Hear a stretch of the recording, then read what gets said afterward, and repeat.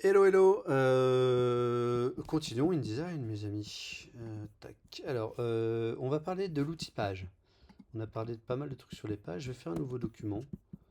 Euh, ok. L'outil page, c'est celui-ci. C'est le troisième ici, là-bas. Et puis cet outil page, il nous permet de travailler sur les pages. C'est un peu crétin ce que je dis. Ok, on va déjà autoriser la réorganisation des pages du document, ce qui va nous permettre d'avoir des pages qu'on va pouvoir mettre côte à côte. Là, on était en... Vous avez, on a des gauches-droites, c'est-à-dire que j'ai fait un document en vis-à-vis. C'est l'occasion de se dire que tiens, format de document, je peux aller annuler le vis-à-vis. Ok, ok, très bien. Je vais maintenant coller mes pages les unes aux autres. Et l'outil page va me permettre de varier la taille de certaines pages. Ok, je vais ranger ça là-dedans. Typiquement, je peux prendre alors l'exemple le plus utile, ça devait être de réduire ces limites. Alors on peut le faire à la main avec Alt, mais voilà, autrement on utilise les menus là-haut. Là, je voudrais réduire ça à, 5, allez, quoi, 10 mm. Mais comme j'ai des marges qui font déjà 10 mm, je vais aller dans marge et colonne pour virer ces marges, autrement je vais être incapable de le faire. Donc marge, on va mettre 0 tout le tour, très bien. Ou alors je pourrais mettre, je pourrais les différencier et mettre 10 en pied et 10 en tête, c'est-à-dire haut et bas, hein, pied et tête, on a bien compris. Et puis je vais être capable de fermer ça avec Alt. Puis regardez là où je suis à 12, là où je peux mettre à 10 mm. Imaginons que je suis en train de faire un livre qui a une épaisseur de 10 mm. Et ensuite, après, bah, avec l'outil page, je vais aller choper l'autre page qui est là-bas et je vais venir me poser ici. OK. Et ça me permet de faire un cahier de couverture de bouquin. Après, je pourrais prendre ce triptyque, le dupliquer, et je pourrais faire les trois pages de couve. Là. Donc j'aurai ici la première de couverture. OK. Tiens, ça me fait penser que j'ai oublié de parler d'un truc dans les gabarits. Mais c'est pas très grave. On y reviendra un jour. Ici, j'aurai la 4. Et puis ici, j'aurai la deuxième de couve et la troisième de couve. Ok, sur lequel copie à l'intérieur, j'aurai ici le cahier intérieur. Ok, ça c'est une chose. Ça permet aussi de potentiellement de faire des pochettes. Imaginez, vous voulez faire un truc à rabat, une pochette à rabat, c'est-à-dire que c'est ça qui se rabattrait. Ça c'est le coup de. Alors ça c'est le devant, ça c'est l'arrière. Donc lui il viendrait se rabattre comme ça. Il y aurait la tranche qui serait même combat, qui serait de la même épaisseur. Je vais zoomer un petit peu pour voir ce que je fais. Hop.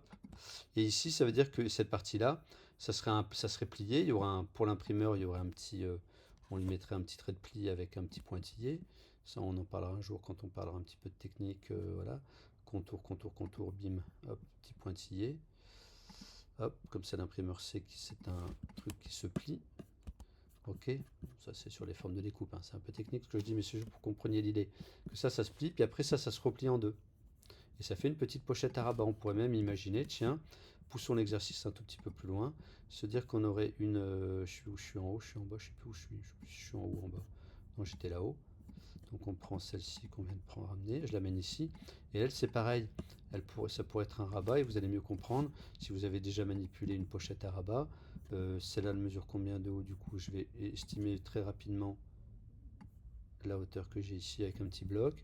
Elle me dit que j'ai à peu près 65. On travaille un peu à l'arrache, hein, vous l'avez bien compris. C'est juste pour que le tuto dure pas 5 jours et demi. Je reprends mon outil page. Je vais la réduire par ce côté-là jusqu'à 65. À peu près, allez hop, on y va comme ça, tac tac tac. Ok. Et puis après, celle-là, je vais la réduire ici avec le Alt pour que ça marche. Ok. Donc vous comprenez mieux maintenant l'histoire. Ça serait ça. Ça c'est la première de couverture de ma pochette. Ça c'est le dos. Ça c'est un rabat en pied. Ça c'est un rabat sur le côté pour glisser des feuilles dedans. Vous avez une pochette élastique. Donc voici le menu page sert à ça. Le menu page sert à ça. Je coupe l'alarme qui sonne. Il peut nous servir principalement à ça. Ah si, autre chose. Il peut être intéressant. Je vais revenir sur la deuxième planche. Je vais virer cette page du milieu à la poubelle. Vous faites une presse pour un client. Vous faites une presse. Vous faites une série de collections d'images de couverture. C'est ce qu'on fait par exemple les étudiants de deuxième année. Et on va être capable de. Il est gentil, Coco Lapin. Rajoute-moi une page, merci. Hop, je la mets derrière. Et avec l'outil page, on va être capable de les séparer un petit peu. On peut même, je pense, lui donner la distance à laquelle on voudrait la mettre. On a les X et les Y, vous voyez. Ça fait 210 en largeur. Donc là, elle commence à 220, donc c'est qu'il y a 10 de plus. Donc ici, il faudrait qu'elle commence à 440 pour avoir aussi la même distance. Ça permet quand on fait Shift W, vous voyez là, vous en voyez qu'un petit bout, mais vous imaginez bien, ça permet de voir les pages séparées les unes des autres. Voilà à quoi ça peut servir aussi pour faire des petites presses un peu sympas. Ok, merci à vous, salut!